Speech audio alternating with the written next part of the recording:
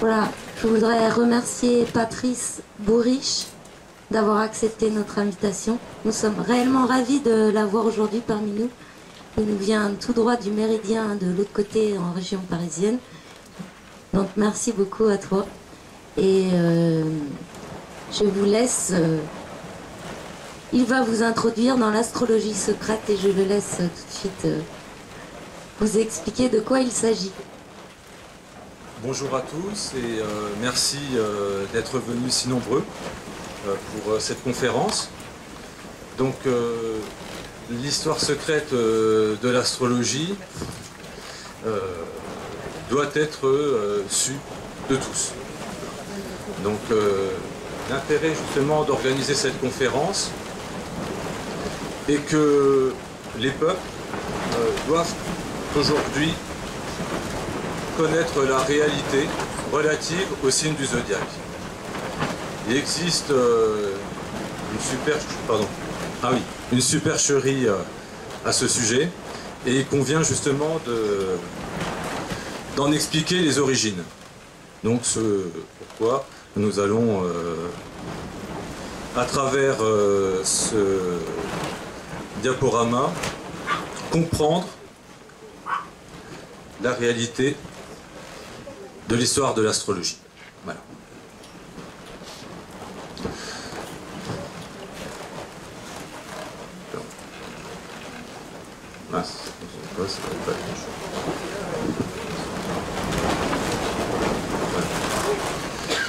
Donc,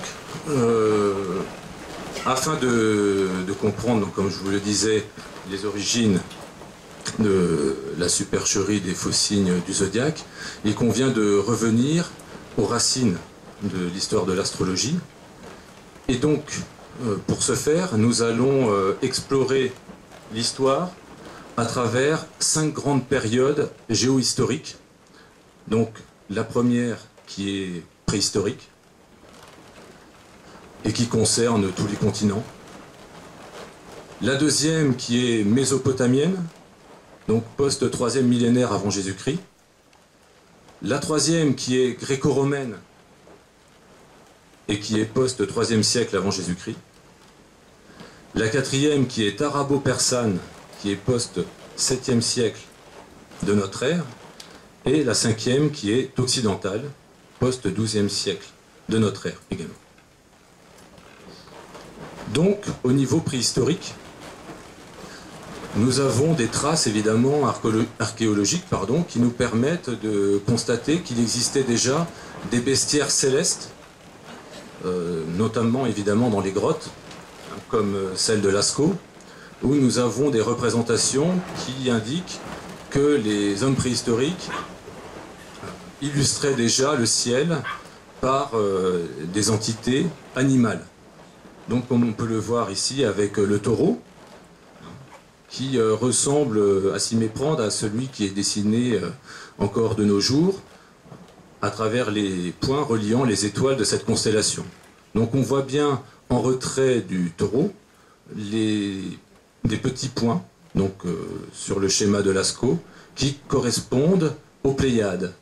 Donc ces petites indications nous ont permis de nous rapprocher en fait d'une réalité historique qui était encore ignorée. C'est à partir de là, évidemment, qu'on a eu une paléoastronomie qui a commencé à se développer. Et donc, je parle de bestiaires astro-chamaniques, parce qu'il faut savoir, évidemment, pour que les constellations du zodiaque, donc c'est important d'y revenir, c'est peut-être prétentieux de retracer l'histoire de l'astrologie en revenant sur la thématique préhistorique, mais il faut savoir que le chamanisme est en lien direct avec les représentations que nous avons dans le ciel, les représentations animales. Donc nous avons aussi à Angle-sur-Langlin donc des représentations qu'on pourrait qualifier d'astro-religieuse, toujours avec ce fameux taureau. Donc on retrouve ces mêmes représentations en Égypte plusieurs milliers d'années plus tard, donc avec le taureau lunaire entre les cornes, et on retrouve aussi cette même représentation du taureau lunaire ou solaire, hein, de toute façon avec un astre luminaire qui se trouve entre les cornes, sur le site de Göbekli Tepe, où nous avons une stèle représentant ce même animal. Alors il faut savoir aussi que nous avons, pour démontrer l'origine chamanique des signes astrologiques, le site d'Isturitz Oxoselaya, donc c'est une grotte qui se trouve au Pays Basque, dans laquelle on peut retrouver, on va dire, un vestige qu'on pourrait qualifier de préhistorique, parce qu'il ressemble un peu, à, si vous voulez, à la sphère de Farnèse, mais une sphère de Farnèse évidemment préhistorique où vous avez quelques représentations animales. Et on voit sur la sphère, parce que en fait c'est une sphère, vous avez des représentations animales sur la sphère, et on voit sur celle-ci, quand on regarde vers le haut, un trou de lumière qui justement tend vers cette sphère animale. Donc ce qui laisse suggérer que à l'époque préhistorique, en fonction de la position des constellations dans le ciel ou de la Lune en constellation, lorsqu'il regardait le ciel la nuit, il sacrifiait tel ou tel animal sur cette sphère en fonction de la représentation. Donc tout cela évidemment est du ressort du chamanisme. Alors, jusqu'à l'époque romaine, il faut savoir que l'astrologue était aussi l'aruspice. Et l'aruspice, c'est l'art de lire dans les entrailles. Donc c'était l'aruspicine, la pratique, et l'aruspice était celui qui pratiquait l'aruspicine. Et donc l'astrologue était aussi celui qui lisait dans les entrailles, et c'était une réalité qui était observée jusqu'à Rome, comme le montrent les symboles qui étaient attribués à Mercure, puisque nous avons Mercure, le dieu des astrologues, qui est symbolisé par le caducée, mais nous avons aussi un coq. Et pourquoi ce coq? Ben, tout simplement parce que les Romains, donc l'astrologue romain, lisait aussi dans les entrailles des coqs, pour dire l'avenir. Donc il y avait un lien avec la lecture des entrailles, donc du chamanisme, et l'astrologie aux origines. Ce pourquoi nous avons autant d'animaux qui se retrouvent sur ce qu'on appelle le bestiaire céleste, donc le zodiaque. Alors, il y a évidemment des instruments de repérage simples en Europe, donc des alignements de menhirs. Nous avons aussi le disque de Nebra, qui a été découvert au siècle précédent, et qui illustre une photographie du ciel de l'époque qui servait probablement de calendrier agricole. C'est-à-dire que, comme nous avons, vous voyez, la Lune donc à droite et à gauche le Soleil, et entre les deux les Pléiades, cela laissait suggérer qu'il s'agissait en fait de la représentation de la nouvelle lune équinoxiale, donc du printemps.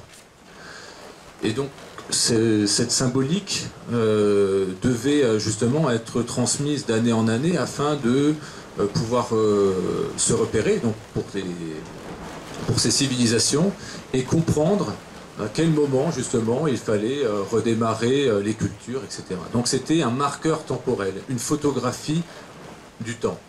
C'était l'une des premières cartes astronomiques. Et vous avez donc à gauche évidemment les alignements de menhirs qui sont toujours en lien avec les dispositions célestes, les événements astronomiques tels que les solstices et les équinoxes.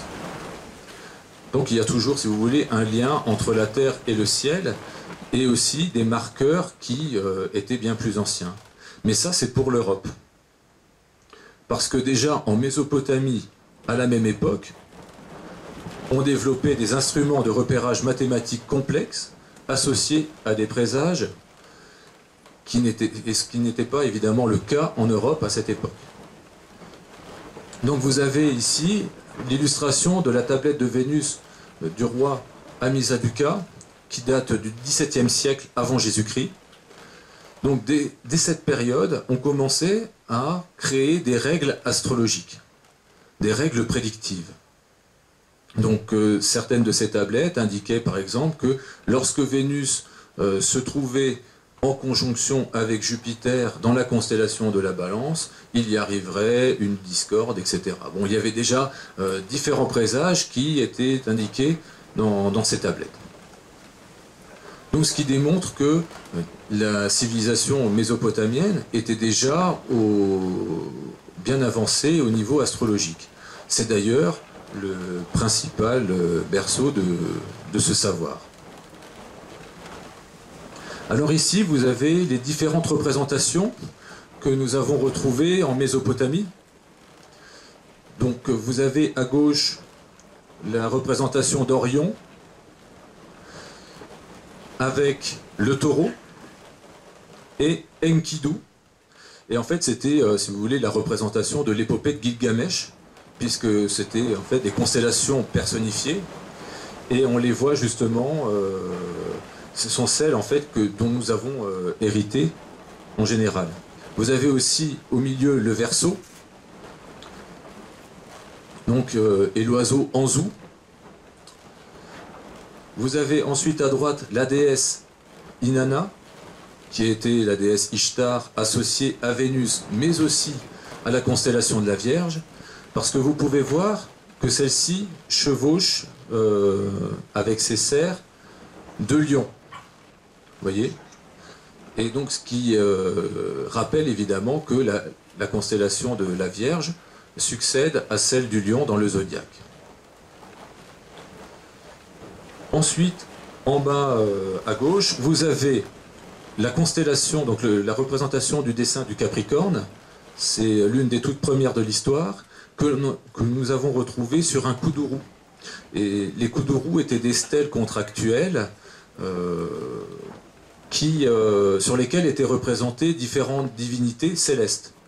Alors par exemple, lorsque vous aviez un scorpion sur une tablette, ça signifiait que si la personne ne respectait pas le contrat, elle risquait d'être punie par le scorpion, etc. Donc c'était si vous voulez, c'était de la croyance, de la superstition astrologique.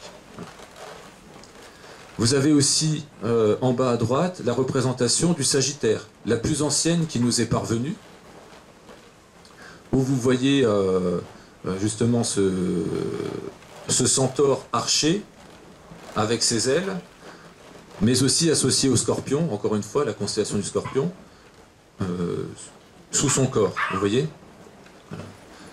Donc il y a un lien direct aussi, vous voyez, entre le Scorpion et le phallus du Sagittaire, donc du Centaure, dans la mesure où à cette époque, on essayait d'associer de manière allégorique les parties du corps avec les influences stellaires. Parce que la Voie lactée symbolisait la semence. Et de part et d'autre de la constellation, de part et d'autre de la Voie lactée, vous aviez la constellation du Sagittaire qui dessine une flèche, et de l'autre côté, la constellation du Scorpion qui dessine un dard. Donc vous avez de chaque côté, de part et d'autre de la constellation, vous aviez des éléments saillants. Et entre deux, la semence. Et c'est pour cela que, à cette époque, on commence à élaborer un bestiaire qui n'est plus forcément similaire à celui qu'on connaissait depuis les époques préhistoriques, avec des animaux simples qui n'avaient rien de fantastique, mais on commence à illustrer des animaux, cette fois-ci mythologiques, originaux, qui n'existent pas dans la nature, comme le Sagittaire ou le Capricorne. Donc on a, à cette époque-là, une nouvelle construction idéale du zodiaque, ce qui n'était pas le cas auparavant. Avant, nous avions des animaux simples.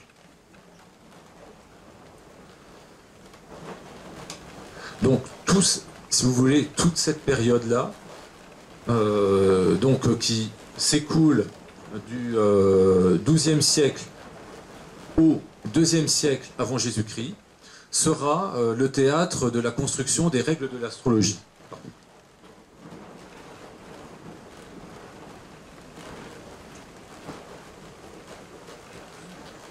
Alors vous voyez sur la tablette du dessus, c'est un kuduru, donc un extrait de kuduru.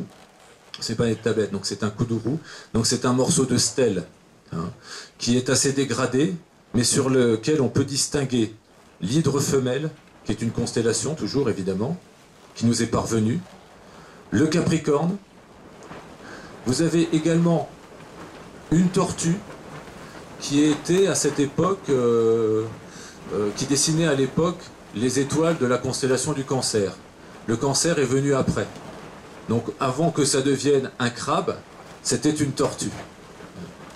Vous avez aussi le bélier qui surplombe le Capricorne, pardon, puisque ça a toujours été, si vous voulez, associé à la tête, à l'intelligence et à Mercure. Et vous avez derrière le lion griffon, évidemment, qui symbolise la constellation du lion. Donc tous ces éléments au XIIe siècle, donc on peut se dire que les constellations sont arrêtées au niveau des dessins. Voilà. Donc nous avons aussi des représentations humaines à la différence de l'époque préhistorique, puisque deux constellations humaines viennent d'apparaître dans le zodiaque. Nous avons les Gémeaux, qui sont deux frères, jumeaux, évidemment. À cette époque-là, c'était deux guerriers qui étaient régis par Saturne et Mars. Et vous aviez évidemment l'autre constellation qui était l'Épi, qui a ensuite été associée à la déesse Inanna, qui est la déesse Ishtar, Vénus. Ouais.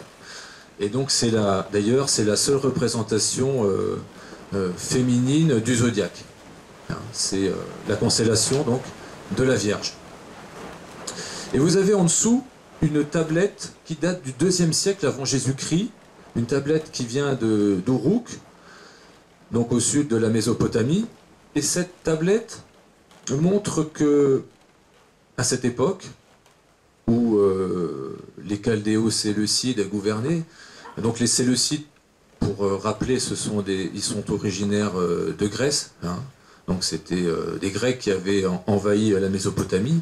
Et donc à cette période, vous avez les Chaldéo-Séleucides, donc Chaldéo de Chaldéens, qui vont puiser l'ensemble des kudurus et reprendre tous les symboles astrologiques du passé pour les formaliser et les standardiser.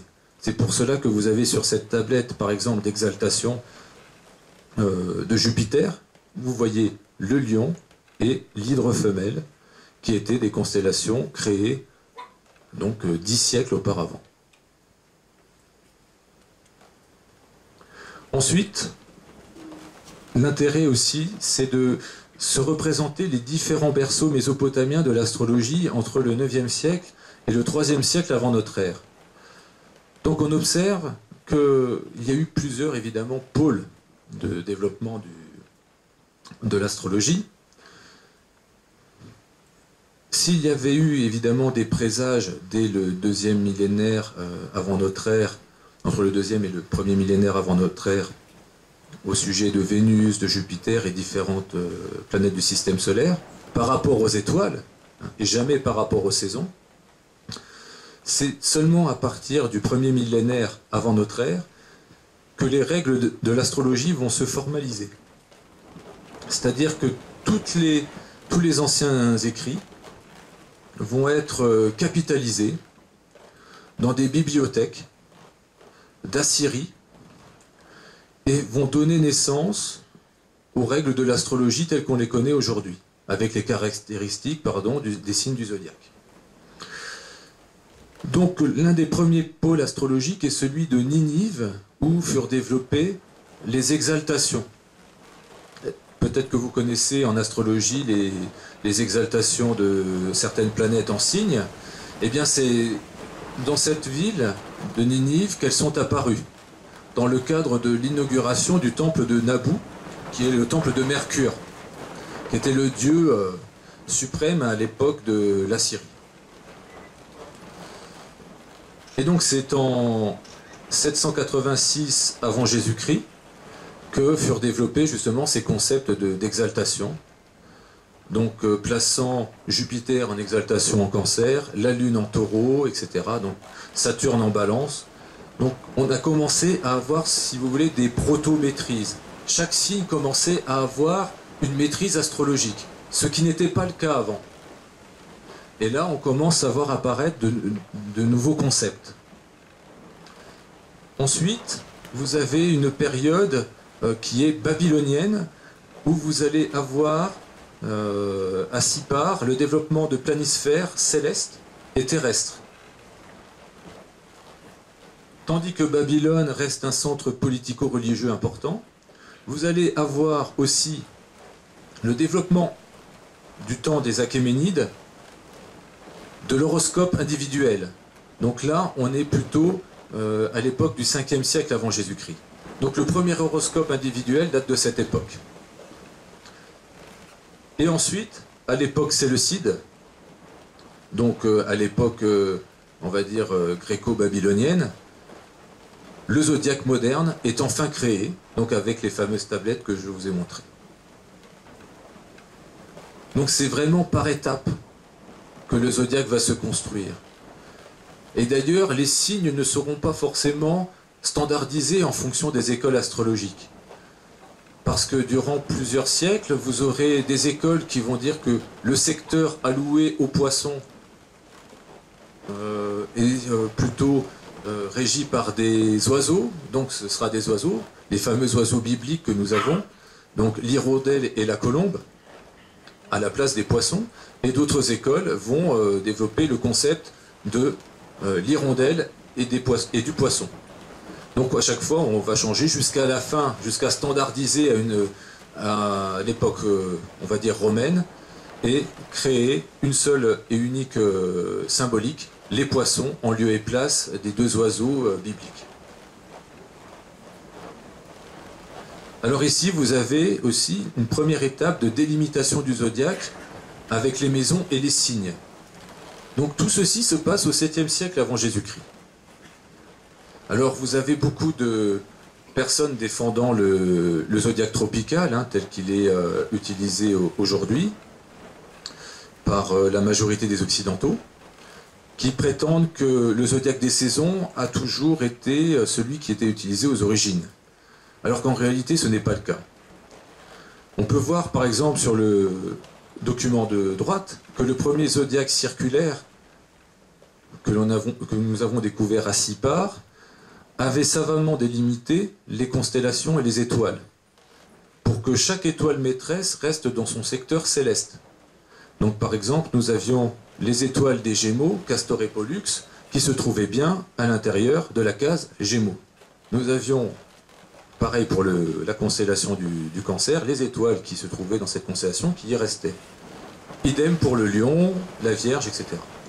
Donc, nous avons la preuve matérielle que les Babyloniens avaient délimité de manière consciente le zodiaque en 12 signes par rapport aux étoiles et non par rapport aux saisons déterminées à partir de l'équinoxe de printemps. Alors ensuite, vous avez aussi le planisphère astral de Ninive, à gauche, qui montre une division du zodiaque en 8 secteurs. Ce qui démontre qu'il y avait déjà à cette époque une volonté de déterminer des secteurs qu'on appellera plus tard les maisons astrologiques. Et ça, c'est un concept, donc ça s'appelait des maisons octodites, puisqu'il y en avait 8, et c'était un concept qui avait été développé, un concept simple, qui était déterminé par rapport, évidemment, au calcul de l'époque, puisqu'il se repérait par rapport aux étoiles, et ce qui leur permettait de plus facilement découper le ciel, c'était en s'appuyant sur l'axe des étoiles Aldébaran, Antares. Aldébaran se trouvant évidemment à 45 degrés du zodiaque, et en opposition, vous avez Antares qui se trouve à 180 degrés de l'autre côté. à 225 degrés donc, du zodiaque. Et c'est à partir de cet axe qu'étaient déterminées les coordonnées astrales des planètes. Jamais les coordonnées astrales avaient été déterminées à partir d'un quelconque équinoxe de printemps. Jamais dans l'histoire de l'astrologie, avant qu'un événement dont nous parlerons plus tard n'intervienne. Alors ensuite, vous avez le premier horoscope individuel de l'histoire qui date de l'an 29, de l'an 409 avant Jésus-Christ, donc qui date du 29 avril de cette même année, et qui fut retrouvé dans cette fameuse ville de Nippur, là où on a retrouvé le premier instrument de mesure de l'histoire, qui était la coudée, ce qu'on appelle la coudée de Nippur, qui, si on s'amuse à utiliser justement la même dimension, donc 51 cm, permet par exemple de distinguer exactement l'écart entre l'étoile Spica de la Vierge et l'étoile Antares du Scorpion. Donc c'était évidemment pourquoi avoir choisi cette taille et pas une autre, c'est parce qu'il y avait une raison évidemment stellaire, et l'intérêt des Babyloniens à cette époque, des paléo-babyloniens tout du moins, était de mesurer les choses et mesurer surtout le ciel pour comprendre les phénomènes. Alors vous avez les premiers horoscopes de l'histoire qui furent découverts donc à Nippur et à Babylone. Donc ils sont extraits du travail d'Abraham Sachs sur les horoscopes babyloniens. Donc vous pouvez voir que généralement ces horoscopes étaient des tout petits carrés d'argile sur lesquels se trouvaient mentionnées les positions des planètes. Et donc il n'y avait pas non plus dans ces horoscopes de présages. C'était des positions planétaires. On n'a pas retrouvé les présages qui se trouvaient associés à ces horoscopes. On avait juste ces positions planétaires, et il s'est avéré qu'on a pu déterminer les dates exactes de ces horoscopes en se référant à l'axe Aldébaran-Antares. Donc ces deux étoiles, l'une qui se situe dans l'œil du Taureau et l'autre qui se trouve dans le cœur du Scorpion. Et donc en reconstituant cette carte, on observe que la Lune, donc dans le présage, enfin pas dans le présage en tout cas, dans le témoignage horoscopique, que la Lune se trouvait au niveau des pinces du Scorpion. Et donc vous voyez sur ce schéma que la Lune se trouve au niveau du signe de la Balance. Alors quand on regarde l'image reconstituée à partir des constellations modernes, on voit que la Lune se trouve sous la Balance, mais au niveau d'une pince du Scorpion. Alors il faut savoir qu'à cette époque, l'école assyrienne utilisait le terme Balance pour parler des pinces du Scorpion. En revanche, les autres écoles babyloniennes, voire certaines grecques, n'utilisaient pas forcément la dénomination Balance et utilisaient toujours le terme de pince du Scorpion. Et donc lorsqu'on regarde le descriptif de ce petit horoscope que nous avons découvert et la reconstitution, nous observons effectivement que la Lune se trouvait au niveau des pinces du Scorpion. Donc sous la Balance moderne. Ce qui n'aurait pas été le cas avec une reconstitution à partir des données tropicales, puisque la Lune se serait retrouvée 8 degrés en amont. Donc elle se serait retrouvée sous aucune étoile, ni même évidemment sous les fameuses pinces du Scorpion ou de la Balance moderne. Voilà. Puisque les astrologues des origines fonctionnaient à partir des positions des étoiles. Alors, à partir du IIIe siècle s'ouvre une nouvelle ère astrologique qui est l'ère gréco-romaine.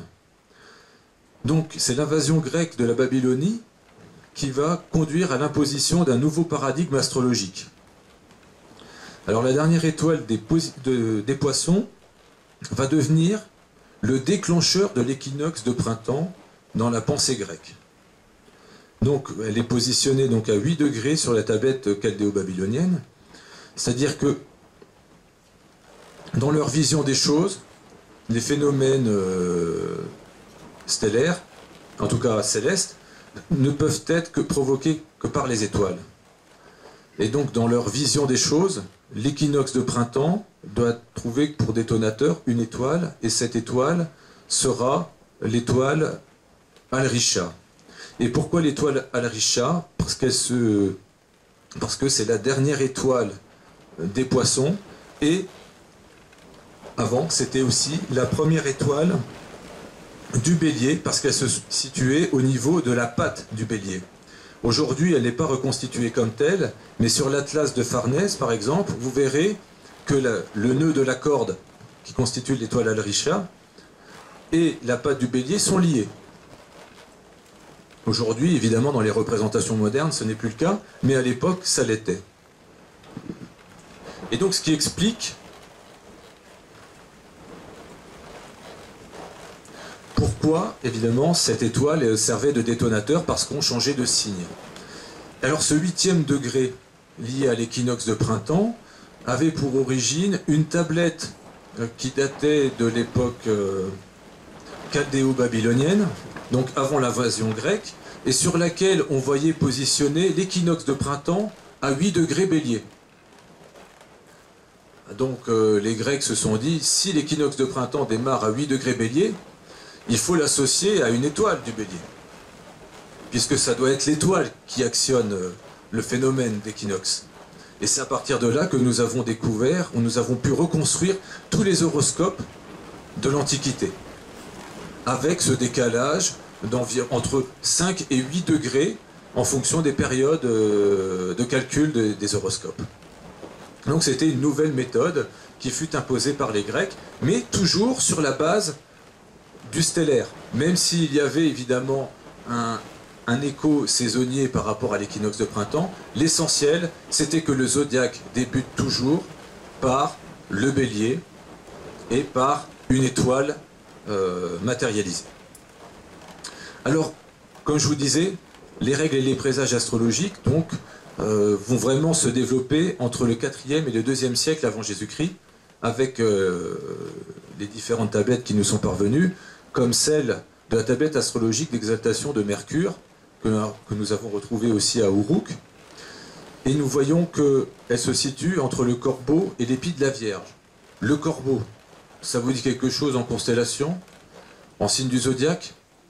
Et à cette époque, il faut savoir que la constellation du Corbeau était prise en compte comme Orion, comme les Pléiades, comme Persée. Donc c'était des secteurs astrologiques à part entière. Aujourd'hui, on fait tout un pataquès autour de la constellation du Serpentaire, Ophiuchus, et en disant qu'il y a 13 constellations et non 12, mais il faut savoir qu'à l'époque, dans le raisonnement astrologique, on fonctionnait avec plusieurs secteurs stellaires. Il n'y avait pas forcément de signes attitrés. Évidemment, par simplification, par volonté de simplification, pour faire correspondre à la fois le zodiaque d'un point de vue temporel aux 12 lunaisons annuelles et également aux 12 cycles, donc joviens, donc, puisque Jupiter met 1 an à transiter chaque signe, puisqu'elle met 12 ans environ pour faire sa révolution autour du Soleil. Et donc toute cette prise en compte du Dieu suprême, Marduk Jupiter, a fait que cette division en 12 était devenue un fait naturel pour la division astrologique. Ça n'avait rien à voir avec une quelconque intersection. Mais on pouvait toujours prendre en compte les étoiles du Bouvier dans l'interprétation, les étoiles d'Orion, des Pléiades, et ça ne changeait rien. L'essentiel, c'était un fonctionnement ponctuel et stellaire, puisque c'était les étoiles qui étaient censées donner, si vous voulez, la prédestination. Oh là là. Oui, je suis levé depuis 4 heures du matin. Pardon, la prédestination aux humains et aux phénomènes globaux, en général. Voilà. Et donc, l'hellénisation de l'astrologie mésopotamienne. Donc, vous avez 3 grands pôles astrologiques chaldéo-grecs qui se sont développés à la suite de leur invasion.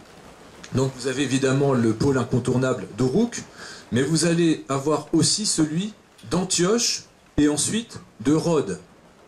Alors comme vous pouvez le voir, j'ai mis une croix au niveau de l'Égypte, parce qu'il ne va rien se passer en Égypte en réalité. Donc il y a tout un mythe qui est fait autour de l'astrologie des pharaons, ce sont les créateurs de l'astrologie, etc., Nénéchepsou, Thésaurizis et compagnie. C'est absolument faux.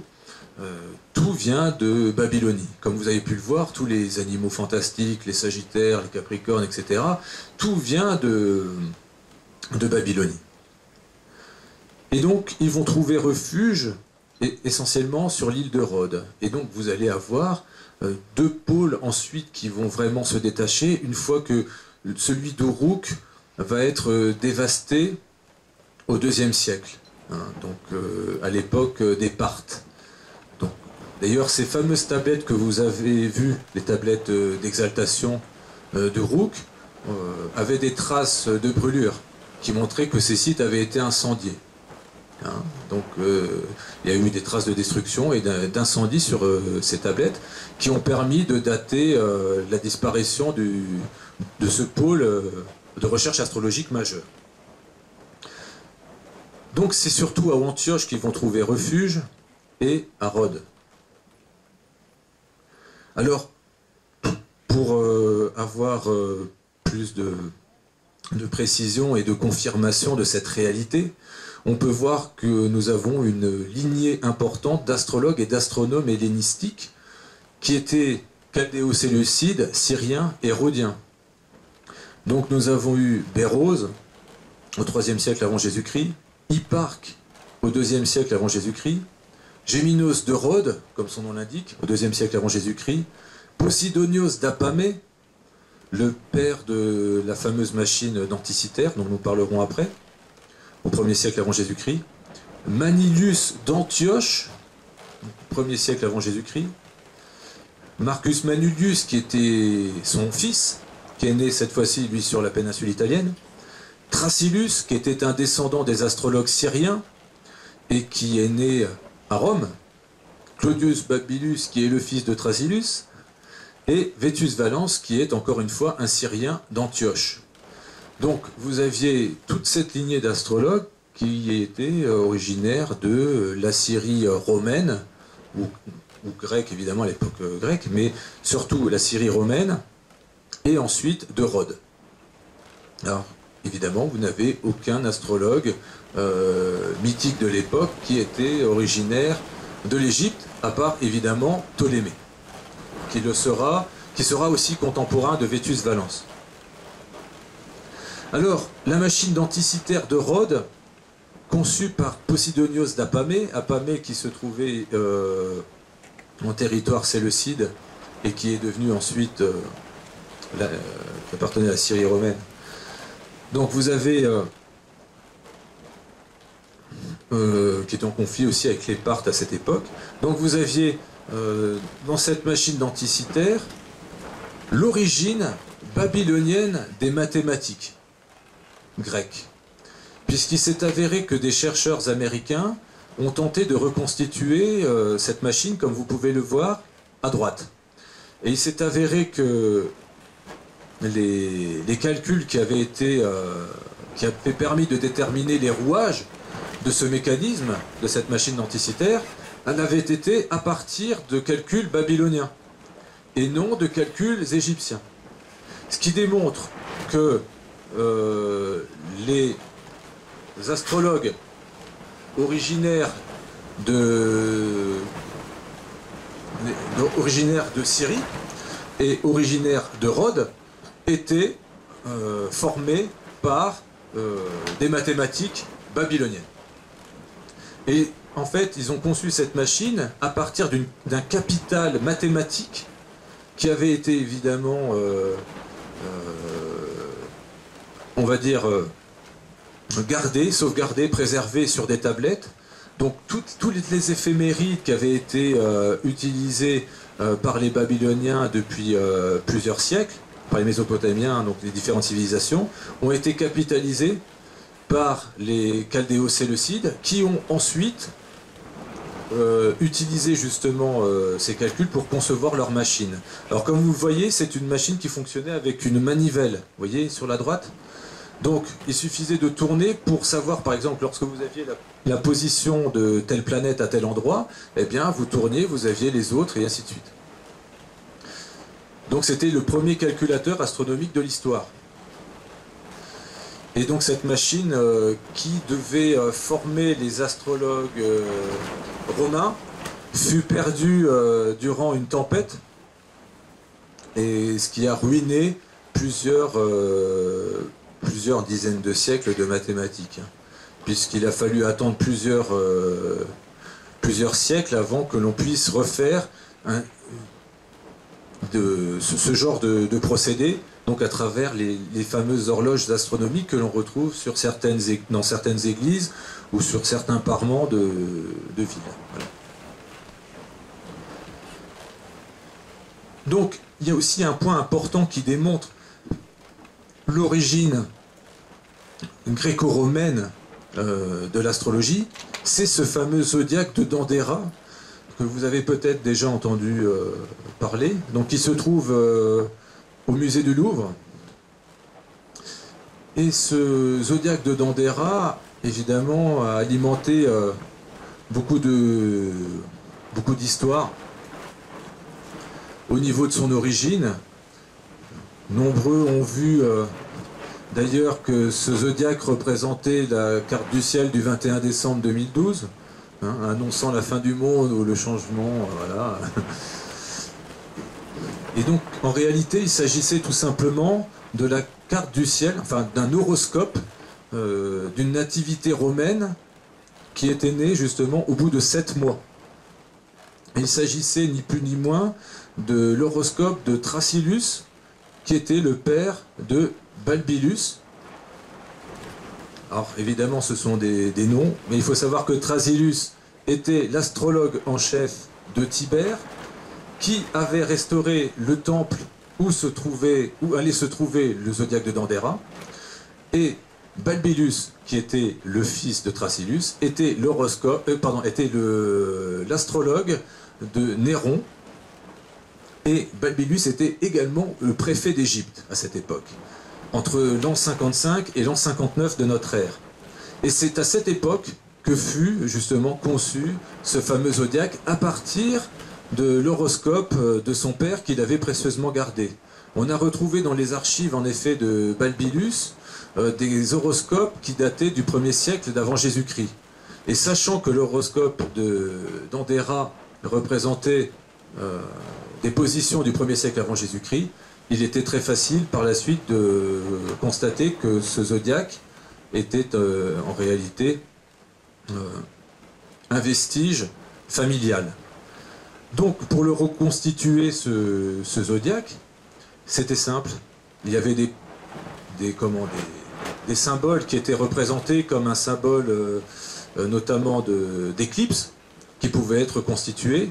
Donc l'éclipse solaire totale du 7 mars 51 avant Jésus-Christ, qu'on peut retrouver à 21 degrés Poisson. Nous avons aussi la date de la conception, 28 janvier de l'an 50 avant Jésus-Christ, avec les positions de Vénus, de la Lune, de Jupiter et de Saturne. Nous avons également la position de la nouvelle Lune, du 24 février 50 avant Jésus-Christ, sur ce zodiaque. Et nous avons les représentations astrales suivantes, du moment de la naissance, au bout de 7 mois, du 3 septembre 50 avant Jésus-Christ, avec le Soleil en Vierge, la Lune en Poisson, Mercure, Mars, et aussi l'ascendant. Et le milieu du ciel qui se trouve représenté par différents axes au cœur de la représentation de l'horoscope de Dendera. Alors, quand on regarde justement ce ciel, on se dit pourquoi avoir mis autant de figures égyptiennes sur ce zodiaque, alors que finalement l'horoscope avait été conçu pour un Romain. Donc et pourquoi avoir fait un thème astral à 7 mois avec différents différentes positions planétaires, réparties de la sorte. Eh bien, il s'avère que lorsque vous regardez les anthologies de Vétus Valens, qui était l'astrologue le plus réputé de l'Antiquité, devant Ptolémée même, eh bien, vous trouverez des présages pour des personnes nées au bout de 7 mois. Parce que, comme c'était associé évidemment au chiffre 7, qui était un chiffre très important, donc c'était, les Romains, les Chaldéos romains en tout cas, considéraient que c'était une naissance sacrée. Donc les naissances à 7 mois. Donc pour des prématurés, vous voyez. Et par contre, ils condamnaient les naissances à 8 mois. Pour eux, c'était voué à la fatalité, hein, ça paraît étrange, parce que le 8 était associé au Scorpion, 8e signe du zodiaque. Donc c'était des croyances, évidemment, de l'époque. Et oui. Et ça paraît incroyable, mais vous pouvez trouver justement ce type de présage dans les anthologies de Vétus Valens que je vous invite à lire, et vous pourrez trouver ces horoscopes à 7 mois, et c'est pour cela que vous avez justement ces différentes positions en fonction du sacré. Donc la lune en poisson maîtrisée par Jupiter, donc on va placer Jupiter dans l'horoscope de conception. Ensuite vous avez évidemment le soleil qui se trouvait à l'époque en Verseau, donc maîtrisé par Saturne, donc on va parler de Saturne dans la conception. Vous avez aussi la Lune qui se trouvait en Poisson, donc signe d'exaltation de Vénus, donc pour protéger l'horoscope, la naissance de l'enfant, on va évoquer dans son horoscope Vénus dans la conception. Et c'est ainsi que vous avez justement toutes ces différentes positions astrales qui vont être déterminées dans cet horoscope de Dendera. Alors, comme je vous disais, c'est un horoscope réalisé pour un Romain. Il n'y avait pas d'éclipse au-dessus de Dendera à cette période qui indiquait l'intérêt de le mettre sur cet horoscope. Et il y avait eu une éclipse au-dessus de Rome en l'an 51 avant Jésus-Christ, mais c'était une éclipse partielle au-dessus de Dendera. Alors, ensuite, on se dit quel était l'intérêt, évidemment, pour les Romains d'égyptianiser le zodiaque et les origines de l'astrologie. Tout simplement parce que à cette époque, entre le 1er siècle avant Jésus-Christ et le 1er siècle de notre ère, les Chaldéens étaient très très mal perçus. On les accusait de faire de l'ombre au culte officiel. C'était, si vous voulez, dégradant de parler de Chaldéi. Les Chaldéens, c'était honteux. C'était des mages itinérants, c'était... ce serait un peu, si vous voulez, des nomades de la voyance, un peu comme on a pu stigmatiser les gens du voyage depuis quelques siècles, au niveau de la voyance et des gitanes. Mais c'était un peu ça. C'est-à-dire que les Romains étaient, en tout cas les astrologues romains, d'origine chaldéenne, la plupart, puisqu'ils avaient des origines syriennes, rhodiennes, donc grecques, avaient justement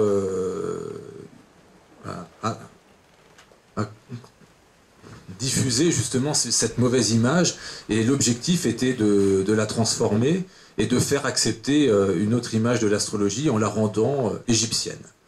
Et donc, comme vous pouvez le voir sur ces images, vous avez le zodiaque de la tombe de Pétosiris, datant du 2e siècle de notre ère, et vous voyez bien que cet astrologue donc mythique qu'était Pétosiris n'avait finalement rien de pharaonique au niveau physique, rien d'égyptien, puisque nous avions affaire à des blonds ou des roux, aux yeux bleus, à la peau blanche. Ce qui démontre bien qu'il y a une volonté de falsifier l'histoire, à cette époque, de donner une origine égyptienne à l'astrologie, alors que l'origine réelle de l'astrologie était babylonienne ou chaldéo-séleucide, plus tard gréco-romaine. et afin d'éviter cette stigmatisation, de faire aussi accepter la culture astrologique babylonienne aux Égyptiens, eh bien l'astuce était aussi d'introduire des décans. Et donc c'est à partir de là que vous avez le développement des décans égyptiens qui vont apparaître. Cette division en 36 avec des représentations magiques. Donc on va associer les 36 représentations magico-mystiques de l'époque pharaonique au découpage astrologique gréco-chaldéen. Voilà. Donc l'objectif, c'est on va effacer l'histoire. Et ce qui va conduire de nombreux archéologues et de nombreux historiens à perdre le fil finalement de l'origine de l'astrologie. Alors vous avez aussi le sarcophage zodiacal de Sotère, où vous avez également une représentation d'une personne qui physiquement n'a absolument rien à voir avec une figure pharaonique ou égyptienne. Voilà. Donc vous avez ils sont europoïdes hein, physiquement, ils n'ont rien d'égyptien. Ça c'est une preuve matérielle supplémentaire. Alors donc l'astrologie en Égypte, elle débute à quelle période? Eh bien, elle débute uniquement lorsque les Romains colonisent la région, tout simplement. Et qu'ils envoient régulièrement, déportent même, leurs astrologues dont ils ne veulent plus, et qui vont trouver refuge à Alexandrie, où évidemment, la fameuse bibliothèque, où ils vont trouver un écho favorable. Et c'est de là, évidemment, que l'astrologie va commencer à se développer, où tout sera finalement capitalisé au niveau des connaissances et des savoirs, mais alors que tout était au départ originaire de Babylonie et de l'île de Rhodes. Alors vous avez aussi un culte astrologique helléno-perse qui ne trompe pas, c'est celui de Mitra, Mercure. Alors, oui, ça rappelle un peu la représentation de la Marianne sur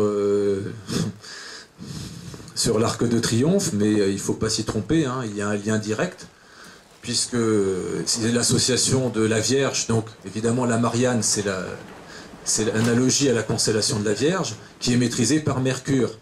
Et Mitra est évidemment Mercure. Voilà. Et on observe sur cette représentation de l'arche de Mitra, qui était un culte très important à l'époque romaine, qui était originaire de Perse puis de Syrie, et qui a ensuite gagné évidemment les légions lorsqu'il y avait l'occupation romaine dans ces régions. Eh bien, on observe que cette représentation de l'arche de Mitra comporte un corbeau associé à l'exaltation de Mercure, comme je vous avais dit. Nous avons une queue de taureau qui se trouve dessinée, représentée comme un épi de blé. Nous avons aussi un serpent, donc, ou l'hydre, hein, qui se trouve sous le taureau.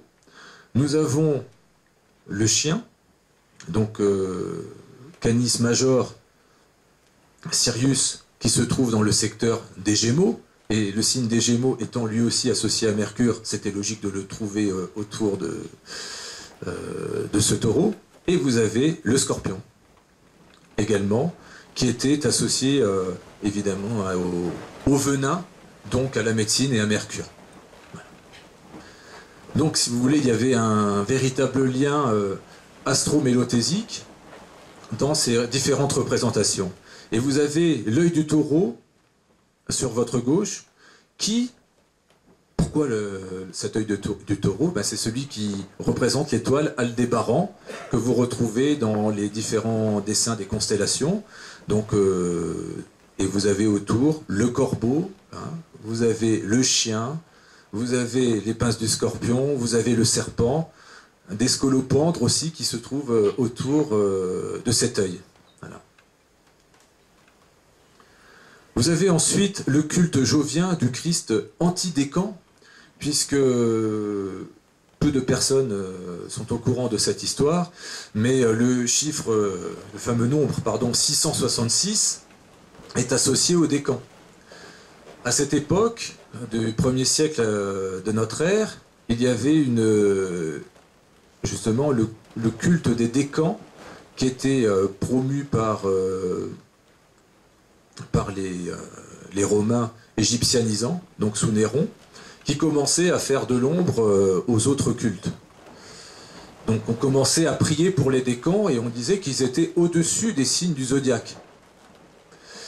Et lorsque vous additionnez les décans, donc 1 plus 2 plus 3 plus 4 jusqu'à 36, vous arrivez au nombre fatidique 666. Et l'objectif allégorique, évidemment, était de dénoncer la nature démoniaque des décans à travers cette nouvelle religion du Christ qui devait restaurer l'ordre de Jupiter, du Jovien, des 12 signes. Et c'était une guerre symbolique. Et quand vous creusez et que vous cherchez à voir qui étaient les principaux rédacteurs de cette Bible, hein, donc chrétienne, eh bien ils étaient la plupart du temps originaires de la région d'Antioche, du sud de la Grèce ou du sud de la Turquie, qui indique que vous aviez de fortes chances d'avoir affaire à des personnes initiées aux signes astrologiques traditionnels. Et donc, derrière cette création d'un nouveau culte, se cachait aussi une guerre astrologique entre les pros-décans et les pros-signes du zodiaque traditionnels. Ça paraît incroyable, mais c'était, si vous voulez, une guerre idéologique qui est apparue sous couvert de croyances à cette époque. Et donc, évidemment, vous aviez un nouveau signe qui commençait à accueillir l'équinoxe de printemps à cette époque, c'était le signe des poissons. Donc, c'est pour ça d'ailleurs qu'on parle de notion d'ère. Vous avez peut-être déjà entendu parler de l'ère du Verseau. Hein.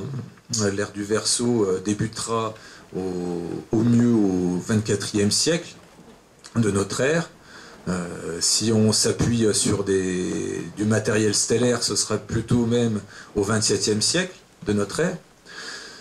Donc, en fait, en moyenne, si vous voulez, on calcule la présence du Soleil, de l'équinoxe de printemps, en tout cas par signe, environ 2160 ans en moyenne. Donc chaque cycle, si vous voulez, correspond à une ère. Donc depuis environ 1800 ans, l'équinoxe de printemps se fait dans la constellation des Poissons. Voilà. Et dans à peu près 3 ou 4 siècles, le Soleil se lèvera dans le secteur alloué à la constellation du Verseau, donc au moment du printemps. Et là, vous aurez un changement d'air. Donc en fait, quand on parle d'air, c'est l'endroit où se produit le printemps dans un signe durant une période donnée. Et dans l'hémisphère nord. Parce que le printemps dans l'hémisphère sud, c'est pas, par exemple, l'ère des poissons, hein.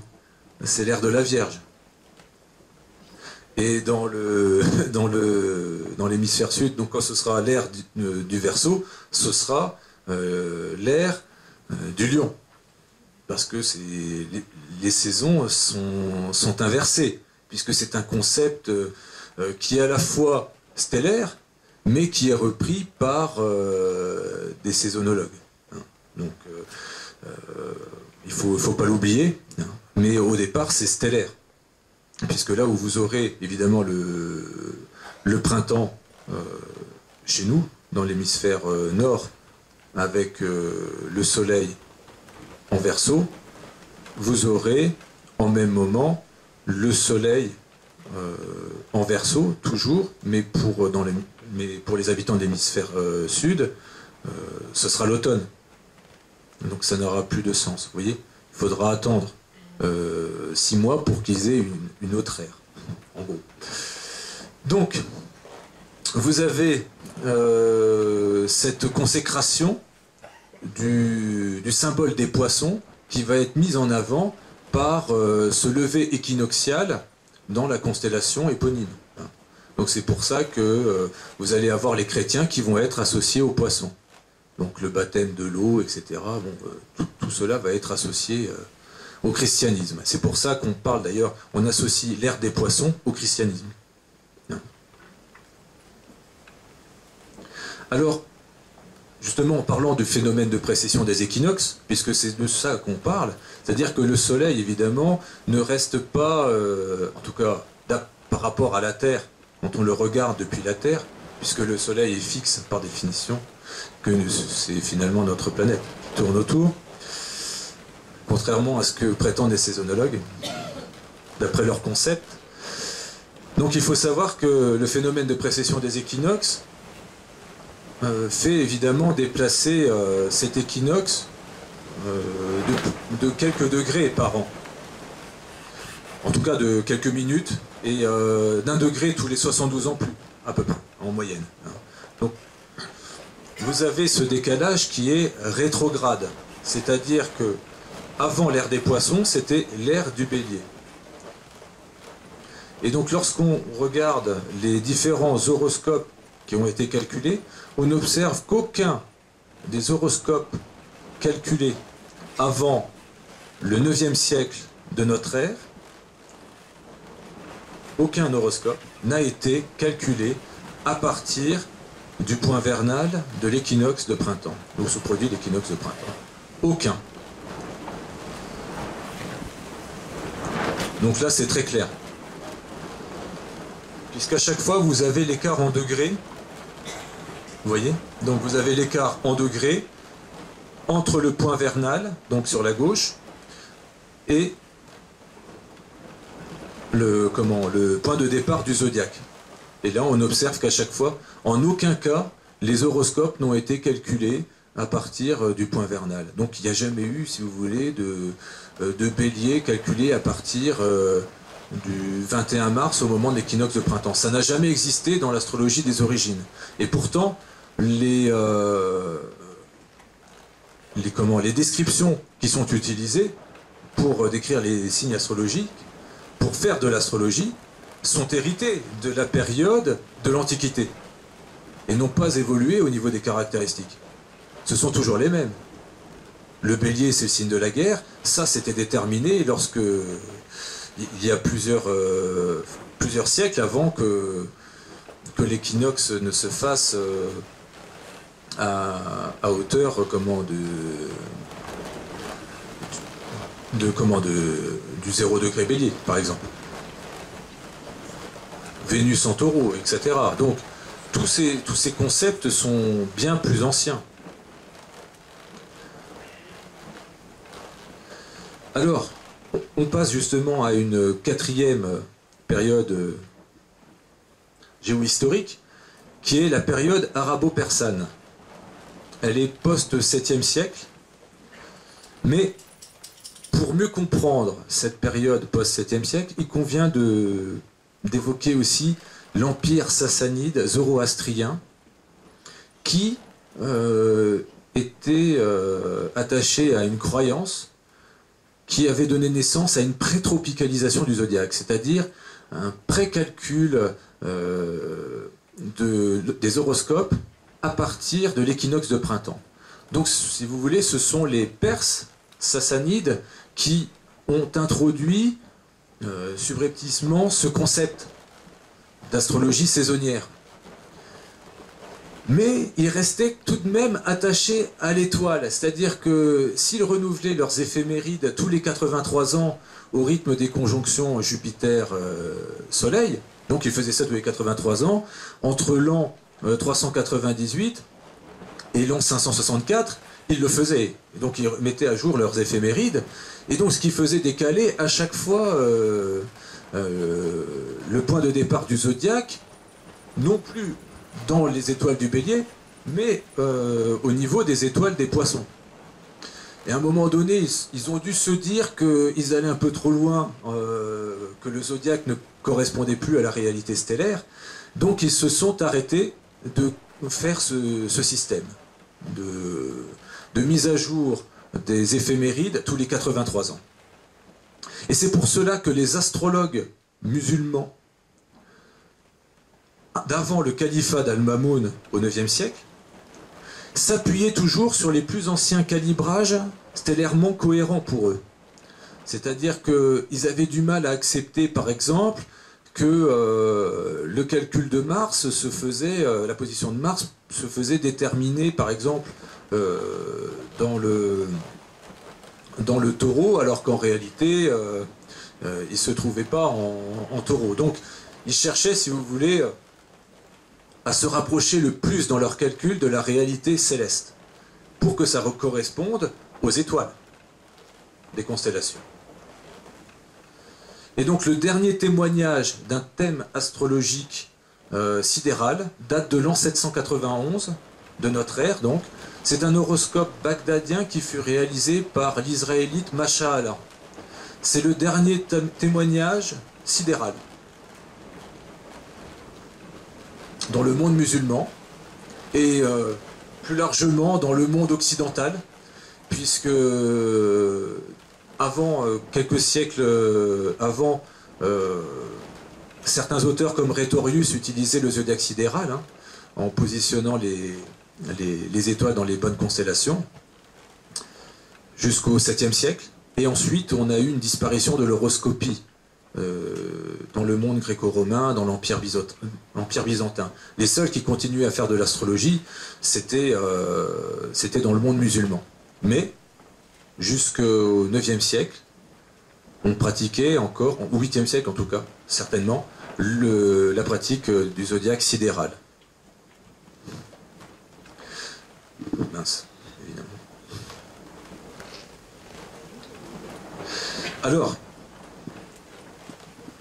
ce zodiaque sidéral va commencer à disparaître à partir du 9e siècle, lorsqu'un nouveau courant idéologique va prendre place, même un nouveau courant politique, tout simplement, puisque ce sont les Khorassaniens qui vont prendre le pouvoir à l'époque du califat d'Al-Mamoun, qui est lui-même originaire du Khorassan. Et donc, dès cette période, le Khorassan qui se situe à cheval, c'est le cas de le dire, puisqu'il y avait un culte solaire au niveau des chevaux dans cette région, donc qui se trouve à cheval entre l'Iran, le Turkménistan, l'Afghanistan, le Tadjikistan et l'Ouzbékistan, essentiellement. Et donc, tous les astrologues, enfin, ceux qui se disaient astrologues en tout cas, qui vont déterminer le zodiaque à partir du point vernal, donc de l'équinoxe de printemps, seront originaires de cette région. Vous allez avoir Al-Boumassar, qui va développer le premier, l'astrologie tropicale, et qui va devenir la grande référence de l'astrologie en Europe. Évidemment, Al-Boumassar va utiliser quel système? Le système tropical, donc avec des signes qui débuteront à partir de l'équinoxe de printemps. Vous allez avoir le grand mathématicien aussi, Al-Khwarizmi, dont nous avons hérité les fameux chiffres 0, 1, 2, 3, 4, 5, 6, 7, 8, 9. Mais bon, c'est pas de lui, ça a été recopié sur les travaux des mathématiciens indiens, puisque ce sont les mathématiciens indiens qui fonctionnaient avec le système 9. Voilà. C'est pour ça d'ailleurs qu'ils ont fait 27 demeures lunaires au lieu des 28, comme il existait précédemment, afin que ça corresponde au niveau mathématique. Voilà. Donc, et ça correspondait à leurs 9 astres traditionnels, qui étaient les 2 luminaires, donc ce qu'on appelle les luminaires, le Soleil, la Lune, Saturne, Jupiter, Mercure, Mars, Vénus, et les 2 nœuds lunaires, donc ce qu'ils appellent le nœud lunaire nord, Rahu, et le nœud lunaire sud, pardon, Ketu, donc la queue du dragon ou du serpent, et le nœud lunaire nord, Rahu, la tête du serpent, la tête du dragon, voilà. Et donc ça correspondait bien à leur système, si vous voulez, astrologique, et qui fut repris, mais en mode tropical, par les astrologues et astronomes et mathématiciens originaires du Khorassan, qui vont s'établir à Bagdad. Ça va être, si vous voulez, cette lignée khorassanienne que les Indiens vont qualifier de Tadjik, qui va prendre le pouvoir, qui va imposer son paradigme. Alors pourquoi? Pourquoi vont-ils justement s'intéresser exclusivement au zodiaque débutant par l'équinoxe de printemps et non au zodiaque déterminé, dont le point de départ était déterminé à partir des étoiles? Ça, c'est la grande question. Eh bien, tout simplement parce que la tropicalisation du zodiaque répond aux besoins de l'islamisation de l'astrologie. Tout simplement. C'est-à-dire que c'est difficile, évidemment, à accepter pour les astrologues, enfin ceux qui se disent astrologues occidentaux, de se dire qu'ils pratiquent une astrologie répondant aux préceptes de l'islam. Voilà. Donc, comme vous pouvez voir, vous aviez le tropique du Cancer, qui n'était plus à cette époque le tropique du Cancer, puisqu'évidemment avec la précession des équinoxes, le solstice d'été ne se produisant plus dans la constellation du Cancer, mais bien dans la constellation des Gémeaux, on devait l'appeler le tropique des Gémeaux. Mais étant attaché aux deux lieux saints, la Mecque et Médine, qui se trouvent évidemment séparés par cette ligne du tropique du Cancer, c'était évident qu'il fallait conserver justement ces appellations. Parce que, il ne faut pas l'oublier, quel est l'astre qui rythme la religion musulmane? C'était la Lune, hein, évidemment. Automatiquement, c'était très important, c'était un symbole très fort. Donc il fallait conserver. Mais, paradoxalement, il va y avoir des éléments solaires qui vont s'y introduire. Alors, on va vouloir déterminer le plan de l'écliptique, dont la ligne intersecte la Mecque et Médine pour orienter les fidèles. Donc il va falloir faire des mathématiques orientées religieusement. Il va falloir aussi figer le tropique du Cancer en lieu et place des Gémeaux pour la maîtrise de la Lune, thème de l'islam. Parce que le thème astrologique de l'islam, il débute autour du 14 juillet 622. Hein, c'est le 14 juillet 622 que vous avez la nouvelle Lune en Cancer. Et qui détermine en fait le début de l'hégire. Hein. Et ensuite, vous avez la volonté de faire débuter pour les Persans, hein, puisque ce sont eux qui sont vraiment à la baguette, hein, de faire débuter le zodiaque à l'équinoxe de printemps pour le faire coïncider avec le calendrier zoroastrien, qui débute évidemment au moment de l'équinoxe.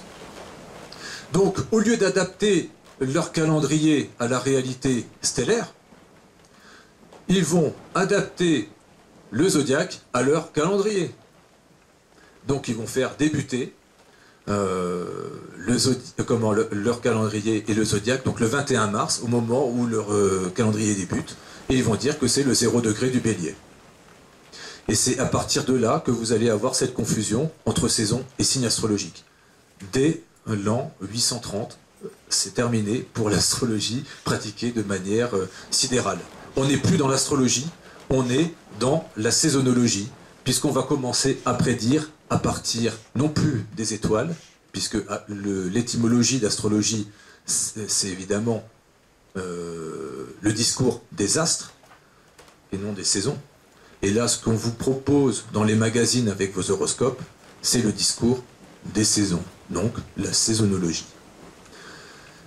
Évidemment, les Indiens qui ont hérité de la pratique de l'astrologie gréco-romaine, ils le disent. Hein. Ils le disent très clairement, puisqu'ils parlent de Yavanna et de Romaka, pour parler de leurs maîtres astrologues du passé, vont distinguer leur pratique de celle qui est usitée du côté des Persans, en tout cas des musulmans, et ils vont parler pour cela d'astrologie tadjik. Donc lorsqu'on parle de révolution solaire, système tropical, etc., pour les Indiens, c'est de l'astrologie tadjik. Donc c'est la preuve que ce qui est pratiqué en Europe, c'est un système qui n'est pas du tout astrologique, qui est un système dit tadjik. D'ailleurs, vous avez pu voir dans la précédente diapo que le Khorasan était aussi à cheval sur le Tadjikistan. Alors l'équinoxe de printemps et Al-Boumassar qui était originaire d'Afghanistan. L'Afghanistan actuel. Donc l'équinoxe de printemps est devenu donc dès l'an 830 le point de départ du zodiaque. Donc l'astrologie des Tadjiks devint alors saisonnologie, puisque le principe était de prédire à partir des saisons de l'hémisphère nord. Donc là vous avez matérialisé le phénomène de précession des équinoxes. Je peux pas faire sauter un câble? C'est bon? C'est intéressant de montrer le schéma. Donc voici, en l'an 221, je vous ai parlé des équivalences. Avec le phénomène de précession des équinoxes, donc là c'était l'endroit où se trouvait le soleil le jour de l'équinoxe de printemps. Donc le 21 mars, si on adaptait le calendrier. Aujourd'hui, voilà où se lève le soleil le 21 mars. Quand vous regardez votre horoscope, vous regardez les dates des horoscopes, vous allez voir que le 21 mars, on vous dit que ça commence par le bélier. Et vous voyez où ça se trouve le bélier là? Il a une drôle de tête, hein. C'est un OGM. Voilà, c'est transformé en poisson. Et voilà. Et vous avez déjà en l'an 830, à l'époque où vous avez les Khorasaniens qui vont développer les premiers thèmes astrologiques tropicaux, vous avez déjà le soleil qui se trouve à environ 22 degrés des poissons. Donc on est déjà 8 degrés en retrait. Vous voyez? À l'époque des Sassanides, donc quand je vous expliquais comme Masha'Allah, qui était un astrologue qui cherchait à calculer des positions à partir des systèmes d'éphémérides anciennes, eh bien, les positions de l'équinoxe de printemps se trouvaient à peu près ici. Donc la marge d'erreur était beaucoup plus faible. Hein. D'ailleurs, vous avez toujours des astrologues occidentaux qui utilisent ce décalage pour calculer leur carte du ciel. Mais c'est marginal au niveau de l'interprétation. En revanche, là, ça commençait à devenir inquiétant. Là, n'en parlons pas. Et là, c'est totalement condamné. On n'est plus du tout dans le schéma astrologique. Donc, on donne des descriptions aux gens qui ne correspondent pas à leurs véritables énergies. Et c'est l'objectif. Mais certains utilisent les bonnes. Alors, 5e siècle, évidemment, 5e période, post-12e siècle, vous avez les signes zodiacaux qui sont saisonnalisés en Occident.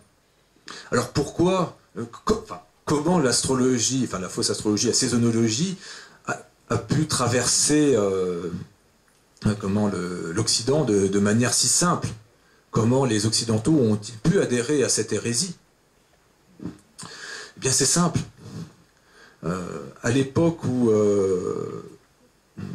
la saisonnologie fait son apparition, c'est l'empire abbasside qui domine au niveau scientifique. Tandis que l'empire byzantin est à la traîne au niveau scientifique. D'ailleurs, pendant le califat d'Al-Mamoun, vous aviez à la tête de l'empire de Byzance le seul, je crois, hein, ou en tout cas le premier de l'histoire, le premier empereur illettré à Byzance. Donc c'était Michel II le Bègue, hein, donc en plus donc illettré et bègue, et c'était une période d'affaiblissement intellectuel en Occident.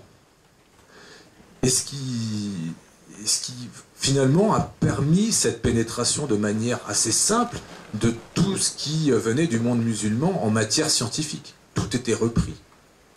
Donc c'est pour cela que les Byzantins pratiquaient de manière aveugle le système mathématique astral, saisonnologique, développé par les Khorasaniens. puisque c'était la référence scientifique, ils les ont copiés, tout simplement.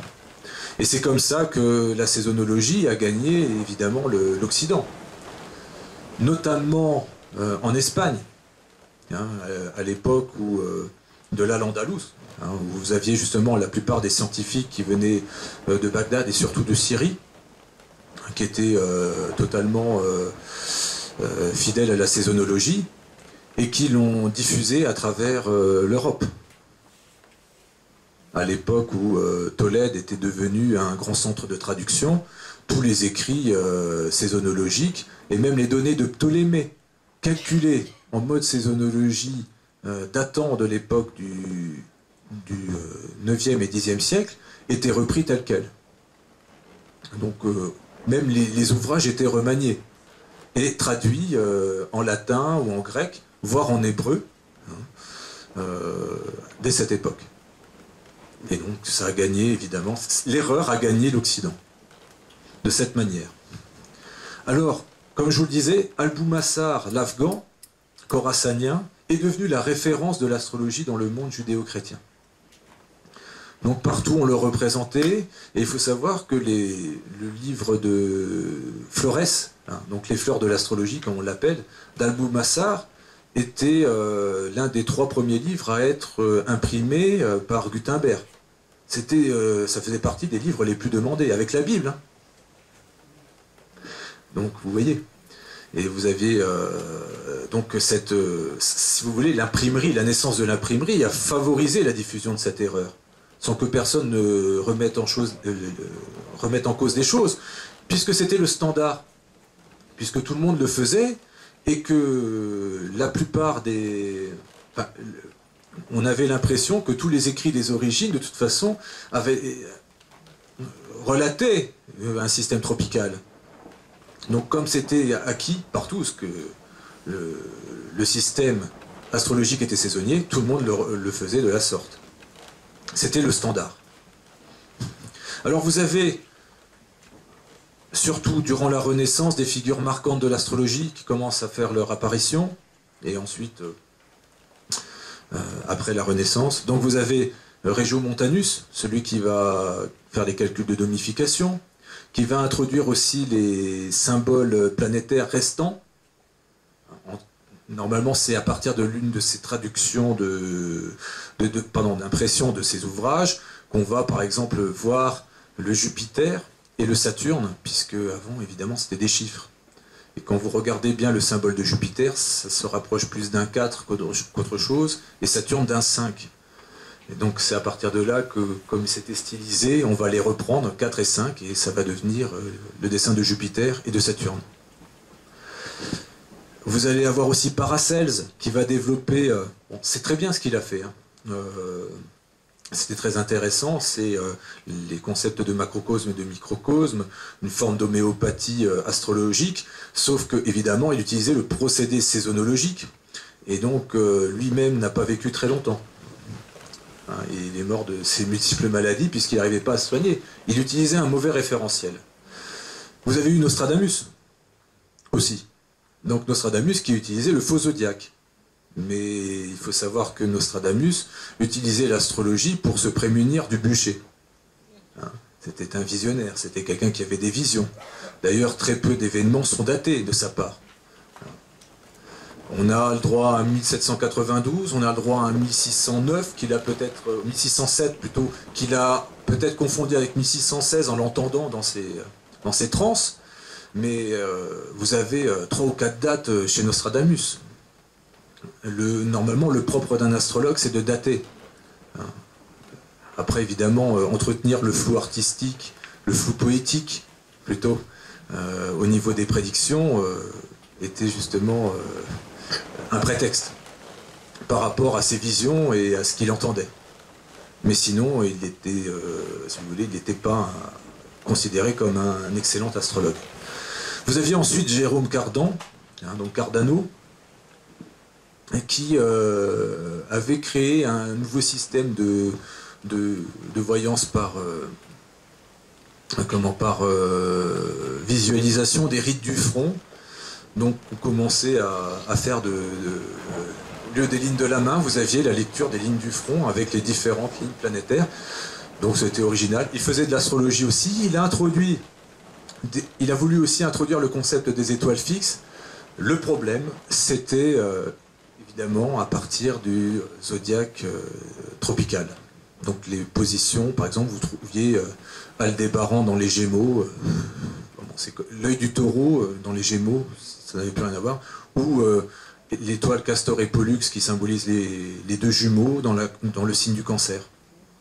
Donc ça ne correspondait pas. Et en plus, je crois qu'il y avait même confusion dans sa manière de rédiger entre le mot signe et constellation, puisque c'est surtout en langue française qu'on fait la distinction.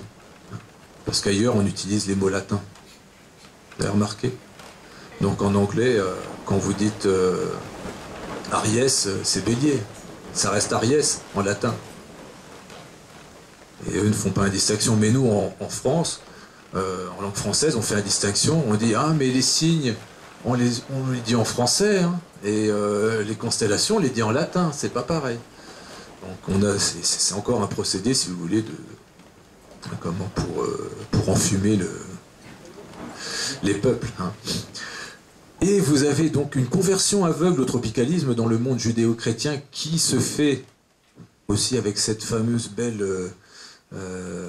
carte du ciel, hein, puisque vous voyez, elle est carrée au centre, comme la Kaaba, hein, donc le fameux cube de la Mecque, autour de laquelle tournent justement ces fameux sept astres, puisque vous avez les 7 tours, hein, qui sont réalisées lors du pèlerinage.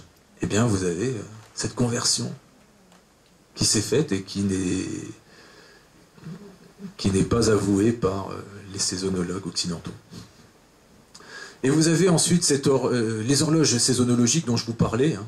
C'est-à-dire que partout, eh bien, ça va être standardisé, c'est-à-dire toutes les horloges astronomiques vont être paramétrées par rapport au faux ciel. Donc dans les églises, par exemple la cathédrale de Strasbourg, qui est l'une des plus belles du genre, hein, au niveau des horloges astronomiques, eh bien hélas, elle est saisonnologique. Donc si vous voulez regarder sur place les positions, et le soir regarder la réalité stellaire, vous ne pourrez pas retrouver par exemple ce fameux Mars en Lion qui se trouve indiqué sur l'horloge de la cathédrale, parce que au niveau du Lion se trouve c'est l'étoile Régulus qui se trouve en ce moment occupée par Jupiter et non Mars. Voilà. Alors, à cette époque, à la période de la Renaissance, c'est la consécration du tout astrologique. Donc l'art, la peinture, les lignes de la main, tout ce qui peut être relatif aux morcies, aux prédictions, aux techniques prédictives, doit se retrouver associé aux astres. Pour ça qu'évidemment, vous aurez tous les princes et les rois de l'époque seront entourés d'astrologues. Et ce ne sera pas du tout tabou. C'est un retour à l'époque babylonienne, assyrienne, sauf que là, c'est version saisonnologique. Voilà. Donc en fait, ça n'aura rien à voir avec de la véritable astrologie. Et donc, justement, il y aura, par rapport aux échecs répétitifs, évidemment, des prédictions, un essoufflement de l'astrologie en Europe. Elle va souffrir de moqueries, de condamnations et de censure. Puisque vous allez avoir une remise en cause du système de Ptolémée par Galilée, déjà avec la démonstration de la véracité de la théorie copernicienne, puisque lui va démontrer que ce n'est pas le Soleil qui tourne autour de la Terre, mais que c'est la Terre qui tourne autour du Soleil. Et quel est le système qui est utilisé par les astrologues, qu'ils soient sidéralistes ou tropicalistes? Eh bien, c'est un système géocentrique où la Terre se trouve au centre du référentiel. Pourquoi ne pas changer pour les astrologues? Évidemment, c'est parce que les descriptifs ont été faits par rapport à un référentiel type. Donc il n'est pas finalement à remettre en cause. On ne sait pas de quel influx vient, si vous voulez, l'énergie, si c'est de la position de la Terre ou c'est de la position du Soleil. Mais ce qui est certain, c'est que les descriptifs ont été faits par rapport à la Terre comme centre du système. Ensuite, vous allez avoir une remise en cause des signes saisonniers avec Kepler, qui va reconnaître que les signes ne font plus le même effet qu'avant. Il va dire c'est quand même étrange que lorsqu'il fait il construit des horoscopes, il regarde un peu les dominantes élémentaires, et il remarque que ça ne correspond plus, que ceux qui sont nés, qui seraient nés théoriquement sous un signe de feu, n'ont pas finalement la fougue prédite. C'est à partir de là qu'il va plutôt s'orienter vers une astrologie d'aspect, c'est-à-dire qu'il va plutôt s'intéresser sur les angles entre les positions des planètes, plutôt que sur les signes astrologiques eux-mêmes. Évidemment, là, on aura le coup de grâce avec les Lumières. Déjà, ça a commencé avec les Jésuites et leurs élèves, comme Colbert. Mais on va accentuer le tout à l'époque des Lumières avec la critique du décalage entre les signes et la réalité céleste, qui est faite par Voltaire, évidemment, parce que là, le décalage devient de plus en plus important.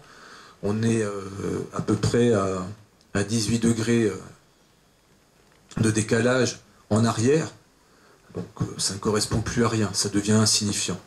Le soleil se lève va bientôt rentrer à 10 degrés des poissons.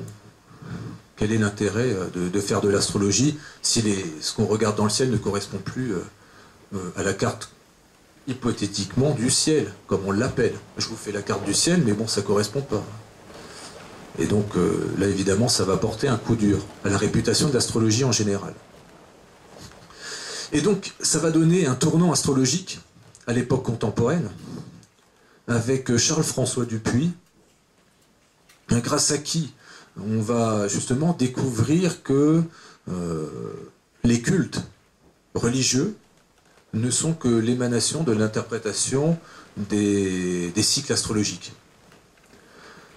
Et donc, son travail sera l'un des plus importants. Hein, donc c'est un révolutionnaire. Hein. Donc en 1795, il y aura une réédition, je crois, en 1806, complétée hein, de ses travaux. Et Charles-François Dupuy va démontrer que le zodiaque des origines, évidemment, était sidéral. Donc ça, c'est déjà une première étape. Donc il va associer culte et équinoxe de printemps, donc sidéralité par rapport aux airs. Et ensuite, au XIXe siècle, on aura une remise en cause de l'origine égyptienne de l'astrologie et la confirmation de la sidéralité de l'astrologie des origines, matériellement cette fois-ci.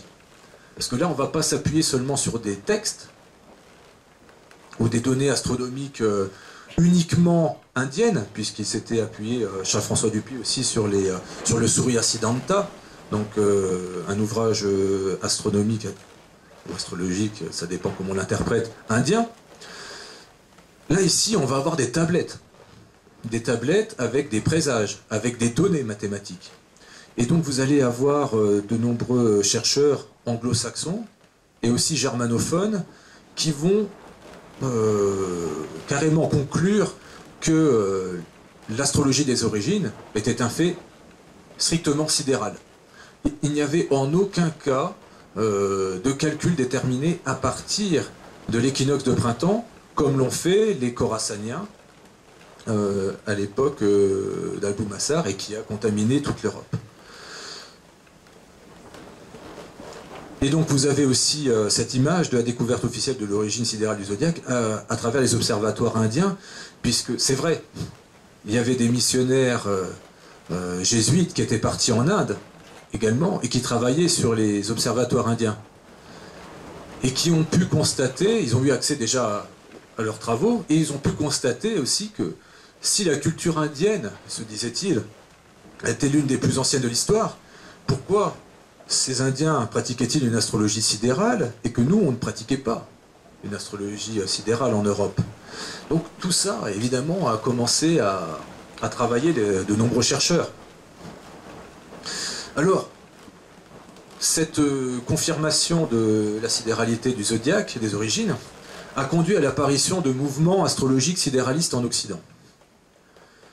Alors, évidemment, ça émanait de sociétés d'initiés, hein, que certains qualifieront d'occultes, puisque vous avez une branche rosicrucienne sidéraliste avec Samuel Mathers, qui sera le premier à introduire le zodiaque sidéral en Europe dans la pratique astrologique. Donc là, on aura vraiment le premier courant qui va se développer. Et ensuite, vous allez avoir Rudolf Steiner ainsi que Elisabeth Wrede qui vont travailler sur la sidéralité du zodiaque, non pas pour des besoins humains, mais en tout cas pour des prédestinations humaines, mais pour des besoins agricoles. C'est-à-dire que de là va naître ce qu'on appelle la biodynamie. Donc l'objectif est de rapprocher l'homme du ciel, de retrouver une harmonie perdue. Et c'est à partir de ces travaux des biodynamistes que nous allons avoir ce développement du zodiaque sidéral en Occident. Mais toujours à travers ces sociétés d'initiés. Alors vous aurez donc différents auteurs. Otto Neugebauer, qui est un historien des mathématiques, qui est d'origine allemande et qui a immigré aux États-Unis, et qui a démontré, qui a en fait démontré que tous les thèmes astrologiques, donc les horoscopes qui a été calculés avant le 9e siècle, étaient calculés à partir de la base du sidéral. Mais lui, étant aussi inscrit dans un certain conditionnement, expliquait ces décalages par des erreurs. Donc pour lui, le fait qu'on ait justement utilisé le zodiaque sidéral émanait d'une erreur mathématique. Heureusement, évidemment que vous avez d'autres auteurs qui ont conclu que ce n'étaient pas des erreurs mathématiques, mais bien une volonté mathématique de calculer à partir des étoiles. Donc vous avez eu Cyril Fagan, Donald Bradley, David Pingree et Abraham Sachs. Et d'autres auteurs, évidemment, qui, au cours du XXe siècle, ont confirmé la réalité historique de la pratique sidérale de l'astrologie. Alors, ici, on fait un pas en avant dans le XXe siècle, puisque peut-être que certains d'entre vous l'ignorent, mais se trouve perché au niveau de la Grande Arche de la Défense un zodiaque. Vous avez un zodiaque qui se trouve plus ou moins caché au-dessus du toit de la Grande Arche de la Défense et qui n'est visible que par Google Earth. Donc ça c'est intéressant à voir, si vous allez sur Google Earth vous pourrez le voir. Et en zoomant, vous pourrez voir que chaque signe astrologique se trouve positionné sur 25e degré. Et ce 25e degré est l'écart angulaire qui existe entre l'équinoxe de printemps et le début du zodiaque stellaire. Donc, si vous avez des architectes qui ont construit ce zodiaque sur la Grande Arche de la Défense et qu'il est sidéral, dites-moi pourquoi le peuple doit-il se contenter d'un zodiaque tropical? Pourquoi eux, justement, s'intéressent à un zodiaque sidéral? Voilà, donc vous avez tout compris, c'est que vous avez évidemment certaines personnes qui étaient très au fait de l'astrologie, comme François Mitterrand, qui vraiment a poussé justement le symbolisme à l'extrême, en venant avec sa rose, donc au Panthéon, lors de sa prise de pouvoir, symbolisant la Vierge tenant l'épi. Et l'étoile de l'épi est l'étoile Spica. François Mitterrand, avec le zodiaque sidéral, est né avec la lune conjointe à l'étoile de l'épi. Donc, nous avons un personnage haut placé qui était très initié. On se souvient qu'il avait eu justement des communications avec Elisabeth Tessier au niveau de l'astrologie. Peut-être que vous avez déjà entendu ou vu des documents relatifs à ces histoires. Mais il s'avère que le fait de s'appuyer sur Elisabeth Tessier permettait de ne pas divulguer la sidéralité de la pratique de l'astrologie par l'élite. Donc il s'en servait un peu comme bouclier. Ça permettait, à travers ces enregistrements, de faire croire que François Mitterrand, il s'intéresse à l'astrologie, mais à l'astrologie de Monsieur Tout-le-Monde. Et non à l'astrologie sidérale. Mais après, c'est quand même étrange. Vous allez avoir, durant le mandat de François Mitterrand, une vague sidéraliste qui va quand même apparaître en France. Alors qu'avant, ce n'était pas le cas. Vous allez avoir Jacques Dorsan qui va publier Retour au Zodiaque des Étoiles. Vous allez avoir Denis Labbé aussi. Vous allez avoir d'autres astrologues qui vont commencer à apparaître et évoquer la sidéralité du zodiaque durant son mandat. Donc, et vous avez aussi même l'astrologie indienne qui va aussi arriver avec Jean Détier, qui est d'origine belge, mais pareil, c'est en 1985 que son livre apparaît. Jacques Dorsan est republié en 1986, comme Denis Labouré. Est-ce un hasard pour vous? En tout cas, on a un événement sidéraliste qui commence à prendre forme à cette époque et qui est attaqué de manière virulente par les tropicalistes depuis la fin des années 80 et le début des années 1990, puisqu'ils voient évidemment d'un mauvais œil la révélation de cette réalité. Alors, comme je vous disais, un faux zodiaque saisonnier destiné au peuple. C'est une imposture généralisée, puisque, comme je vous l'ai expliqué, le soleil se lève actuellement à 5 degrés Poisson le jour de l'équinoxe de printemps et non à 0 degré Bélier. Donc, voici les vraies dates et les fausses dates. Donc, il existe un décalage d'environ 25 jours, donc de 25 degrés, entre les vrais et les faux signes du zodiaque.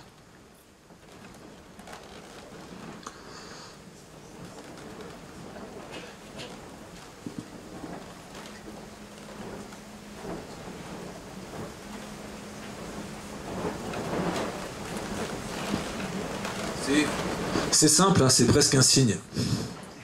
Voilà, il y a un décalage de près d'un signe. Et on va un peu se matérialiser cette réalité. C'est bon, tout le monde a vu? Non? Sinon, vous pouvez retrouver ces dates sur mon blog Vrai Zodiac. Hein, donc, il n'y a pas de souci.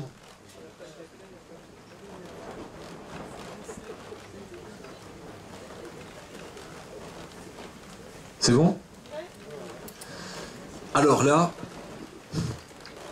très important, c'est la standardisation fallacieuse pour détourner évidemment les peuples du vrai ciel. Si certains font de l'astronomie en amateur, ils pourront découvrir, par exemple en visionnant matériellement ou en s'achetant par exemple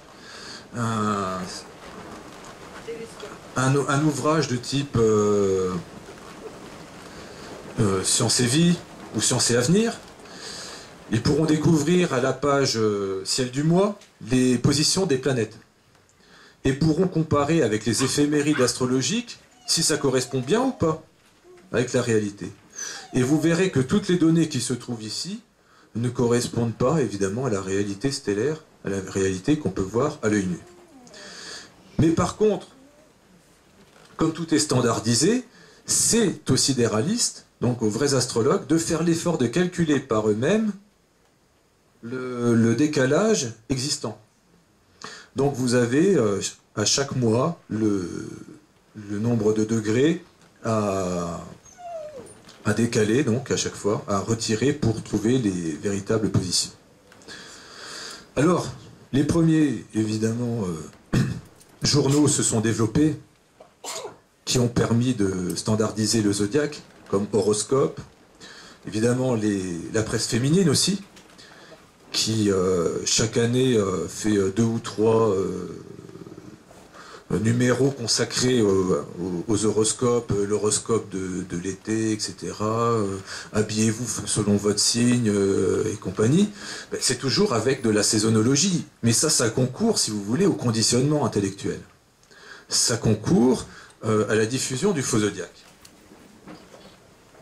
Et vous avez aussi les applications smartphone, les logiciels qui sont paramétrés d'office en mode tropical.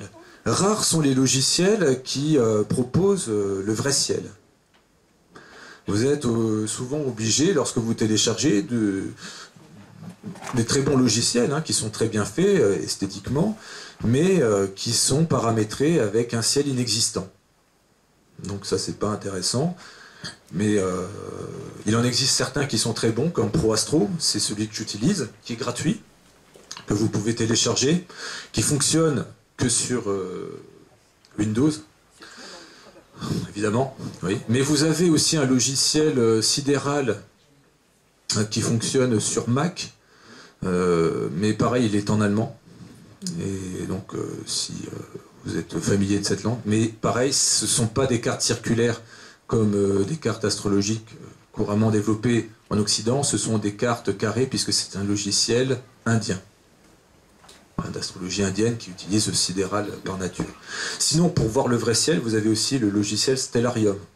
C'est un logiciel aussi gratuit qui est aussi bien disponible sur Windows que sur Mac. Donc là, il n'y a pas de problème pour voir votre soleil, là où il se trouvait exactement le jour où vous êtes né, votre lune natale. Vous aurez là, avec ce logiciel, matériellement, les véritables positions astrales. Alors, vous avez une preuve d'une falsification du logiciel Stellarium, donc ce fameux logiciel d'astronomie dont je vous parlais, puisque vous avez un centre de formation d'astrologie, un institut de formation d'astrologie, soi-disant, qui a réutilisé les positions du logiciel Stellarium et qui a ensuite tracé artificiellement donc, des limites de signes qui ne correspondent absolument pas à la réalité. Donc vous voyez, pour la bonne date, pour la même date, à la même heure, vous voyez que ce qui est indiqué en Verseau est en fait en réalité en Capricorne. Donc ces gens vivent même dans le déni. C'est-à-dire que pour persuader les néophytes que ce qu'ils vont pratiquer correspond à la réalité, ils vont jusqu'à truquer un logiciel d'astronomie. On en est là. Et sans le nommer, c'est le président de la Fédération des saisonnologues francophones. Alors, là, vous voyez, nous avons notre bélier symbolique, Raymond Barre. Vous vous souvenez de sa fougue, légendaire. Il était terrifiant. Vous aviez aussi Robert Badinter. Robert Badinter qui... un grand guerrier martial qui a finalement décidé de lutter contre la peine de qui a justement qui a aboli la peine de mort et non l'inverse, puisque normalement s'il avait été bélier, on aurait eu quelqu'un qui aurait lutté contre. Voilà. Et vous avez en dessous Aristide Briand qui était un élément moteur de la volonté de réconciliation entre les deux guerres, durant l'entre-deux-guerres, entre la France et l'Allemagne. C'était un grand diplomate pacifiste. Voilà. Donc, vous voyez, et là justement on passe aux Vénusiens du Taureau, on les reconnaît, donc nés sous le signe de l'amour. Vous voyez, c'est vrai qu'ils inspirent énormément. Ils ont combien de morts à leur actif, ces Vénusiens? Bon, voilà, voilà la saisonnologie et voilà le résultat. C'est-à-dire que rien ne correspond à la réalité. Donc voilà les positions du soleil natal dans le vrai ciel. Donc regardez un peu. Voilà les positions du soleil. Donc c'est soi-disant Bélier, Plantu, le bien-pensant, Aristide Briand, Robert Badinter,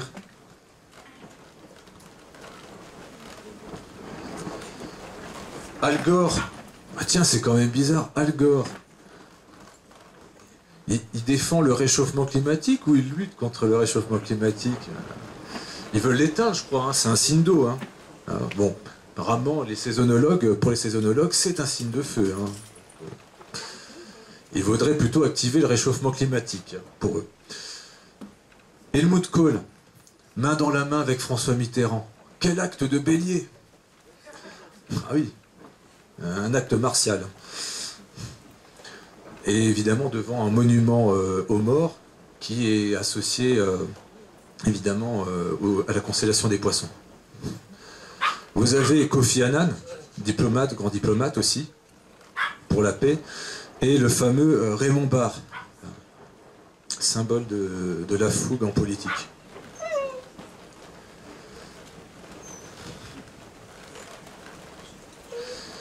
Et ensuite vous avez la position du soleil natal, dans le vrai ciel, pour ces fameux taureaux vénusiens, qui seraient nés sous le signe de Vénus et de l'amour.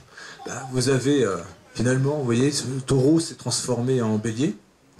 Vous avez Hitler, Lénine, Saddam Hussein, Tony Blair.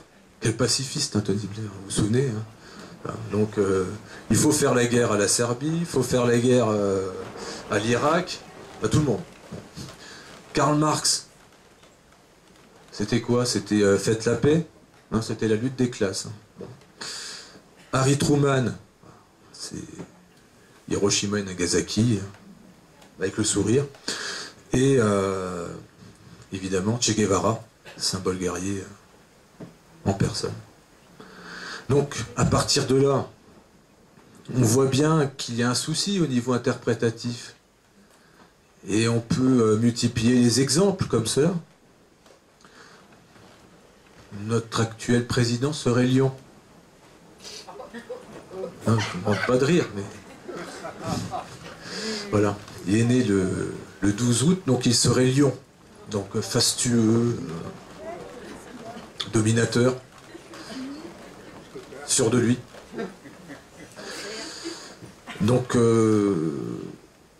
non, il y a un souci, il y a un véritable souci au niveau des interprétations.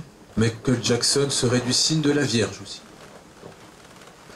Vous voyez, donc quand on voyait on l'appelait le roi de la pop, et il serait lion, évidemment, dans le vrai zodiaque. Il est lion, même, dans le vrai zodiaque. Donc, Louis XIV, le roi soleil, serait du signe de la Vierge aussi. Alors qu'avec le vrai zodiaque, il est du signe du lion, du rayonnement.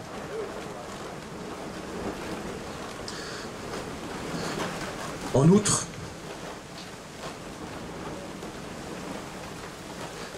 cette supercherie, je l'espère pour vous aussi, assez durée.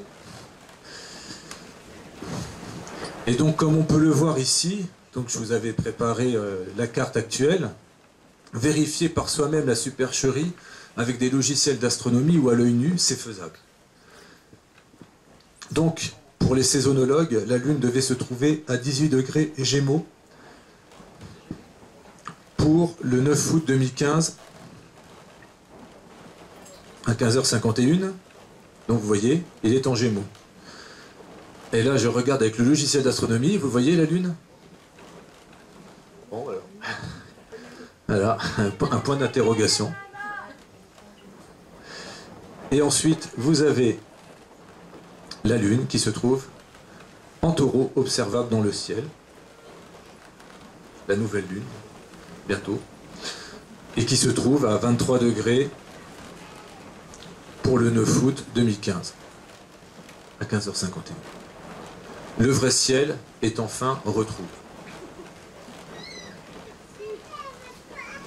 Voilà pour cette présentation. Donc, il est quand même 17h33.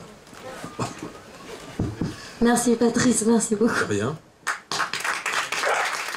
Merci.